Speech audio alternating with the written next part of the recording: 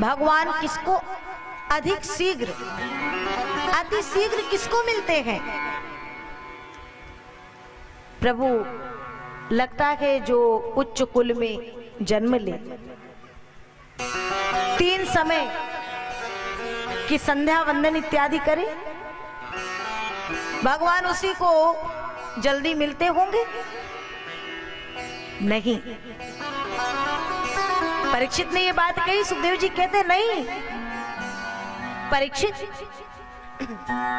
विदुर कौन थे? विदुर एक दासी के पुत्र,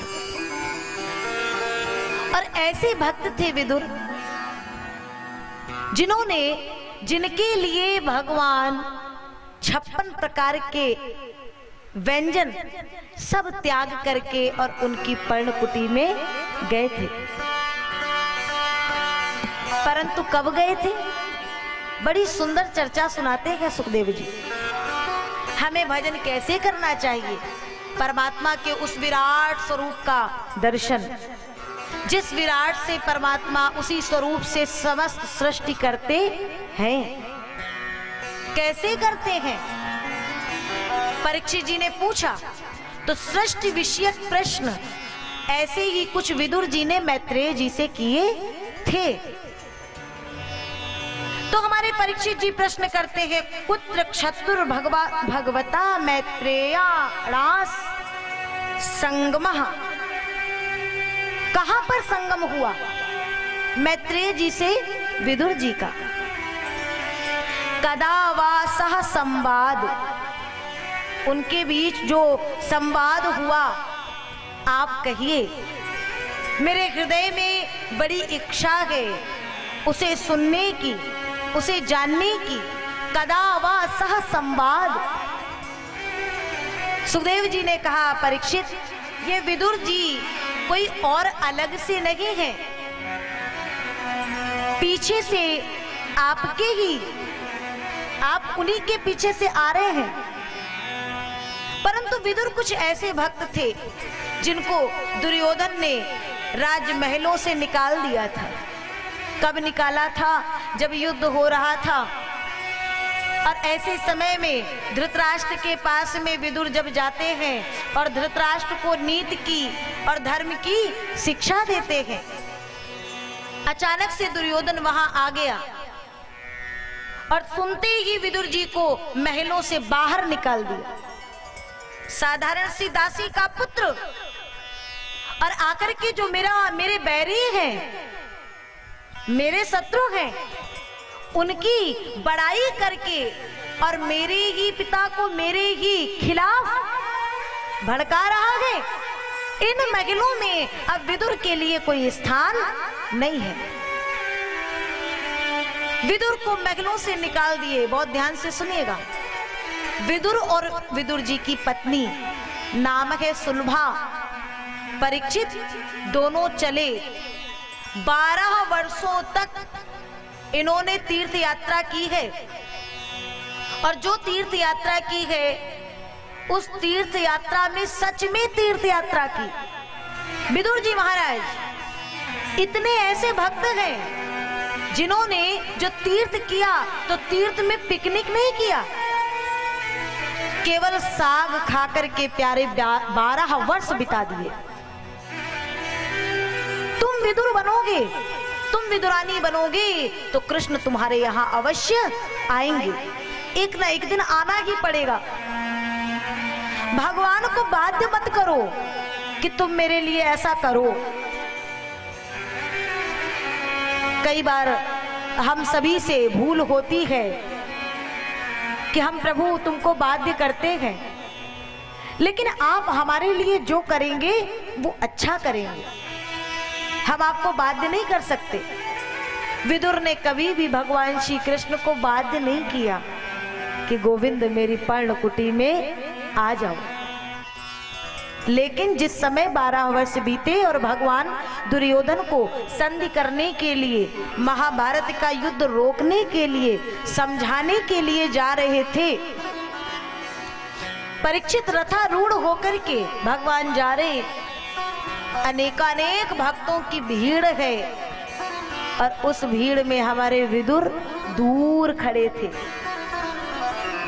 भगवान कृष्ण ने विदुर को दूर से इशारा किया, काका मैं आ रहा हूं।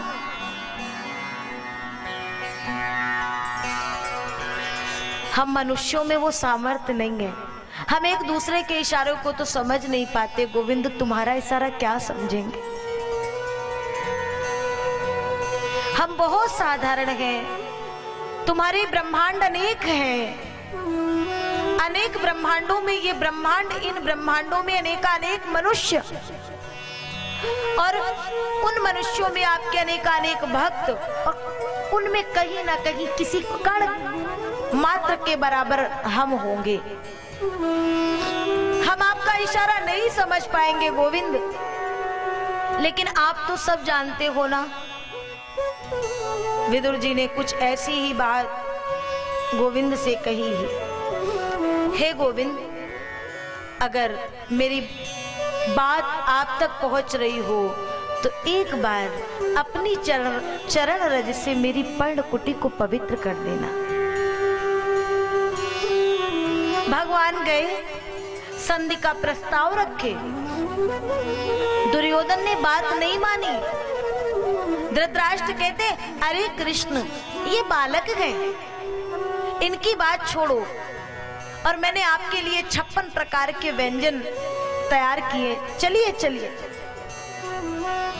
भगवान ने कहा, धृतराष्ट्र जी बहुत ध्यान से सुनिएगा, यहाँ दुर्योधन के यहाँ का दूषित अन्न खाने से कहीं मेरी बुद्धि भी दूषित ना हो जाए। आज मेरा न्योता है। दुर्योधन दौड़ के आया, कहाँ का न्योता है? अरे काका विदुर के यहाँ न्योता है। मेरे गोविंद ऐसे हैं कि उनको जब जहाँ जाना होता है ना, वो कोई ना कोई अपना मार्ग बना लेते हैं। न्योता है। दुर्योधन ने कहा, इतनी भीड़ के बीच में ए विदुर ने ये तुम्हें न्योता कहाँ से दे दिया, निमंत्रण कहाँ से दे दिया महाराज? बोले आज का थोड़ी ही है, बहुत पुराना है। और तब संत कहते हैं, प्रबल प्रेम के, प्रबल प्रेम के पाले पर कर प्रभु को नियम बदलते देखा, अपना मान टले टल जाए, पर भक्त का मान न टलते देखा। दुर्योधन के यहाँ का वो 56 प्रकार का व्यंजन प्रभु ने एक किनारे कर दिया और चल दिए विदुर की पर्णकुटी में। एक बार जैसे ही भगवान पहुंचे, काका जी कुटिया में नहीं हैं, द्वार पर गए, आवाज लगाए, काका विदुर, काका जी। भीतर तो कोई है नहीं, आवाज नहीं आई, लेकिन काकी भीतर है। दौड़ करके आई तो जिस गोविंद के सामने बैठी है ना, वो गोविंद आज द्वार पे खड़ा। जैसे ही आई और गोविंद को देखी तो नेत्रों से झरझर अश्रुपात हो गए।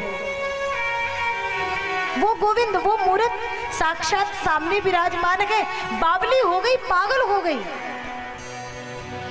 कृष्ण का हाथ पकड़ के लेकर के भीतर आई है, और जो भीतर आई, कहाँ बैठाऊं, कहाँ आसन दूं, कहाँ स्थान दूं, बावली सी होकर के चारों ओर देखने लगी। एक चौकी रखी है कृष्ण को बिठाने के लिए, ऐसी सुध-बुध खो बैठी कि चौकी को सीधा रखने की बजाय उल्टा रख दी। आज सुलभा के नेत्रों से झरझर आंसुओं की धार बही ना, और जो उसने चौकी को उल्टा रखा, भगवान कृष्ण के नेत्रों से भी आंसुओं की धार बह चली। उस स्नेह के समुद्र में, उस भाव समुद्र में मेरा गोविंद डूब गया।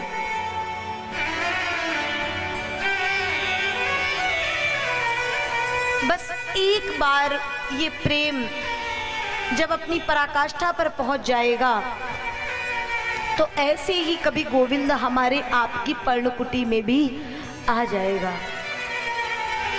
भगवान उसी पर बैठे और फिर कहते हैं, काकी मुझे बड़ी जोर की भूख लगी है, मैंने कुछ नहीं पाया अभी, जल्दी कुछ लाओ ना। अब सुलभा रसोई में सूखा सूखा साग रखा है, कैसे लाए? ये तो मेवा मिष्ठान खाने वाले हैं, इनके लिए ये सूखा सूखा साग कैसे दूं? हाथ आगे नहीं बढ़ रहे हैं, चरण जाने के लिए आगे नहीं बढ़ रहे हैं। और कृष्ण समझ गए ये काकी सकुचा रही है। कृष्ण दौड़ करके गए और चूल्हे पर जो साग का पात्र रखा है ना, उसे उठा करके लाए और बड़े प्रेम से पाने लगे। सुलभा ने देखा तो गई और वो केले के फल रखे हैं लेके आई और मुखमंडल को देखती हुई ऐसी भाव विभोर हुई कि फल फेंकती जा रही है और छिलकों को मुख में देती जा रही है और बड़े प्रेम से कृष्ण पा रहे हैं। उतने में ही काका विदुर का आगमन हो गया और विदुर जी जैसे ही आए ना, अरे सुलभा, सुलभा को मानो होश आया, समाधि छूटी, ये क्या कर रही है? जल्दी से चौकी को सीधा किए, बाहर से कुछ मेवा मिष्ठान लाए हैं वो पवाने लगे और जो ही दिए, कृष्ण कहते हैं, काका मुझे जो स्वाद, जो भाव उन छिलकों में आ रहा था वो आपके मेवा मिष्ठान में नहीं आ रहा है। आप मुझे मिष्ठान समझ के खिला रहे हैं, आप मुझे मिष्ठान खिला रहे हैं, लेकिन मैं तो केवल भाव का भूखा हूं, भाव का भूखा हूं मैं। भाव ही बस सार है और भाव से जो मुझे बजे तो भव से बेड़ा पार है। और ये बहुत सुंदर कीर्तन है ना, प्रबल प्रेम के पाले पढ़कर, प्रभु को नियम बदलते देखा। क्या नियम बदलते? अपना मान टले टल जाए पर इन भक्त का मान न टलते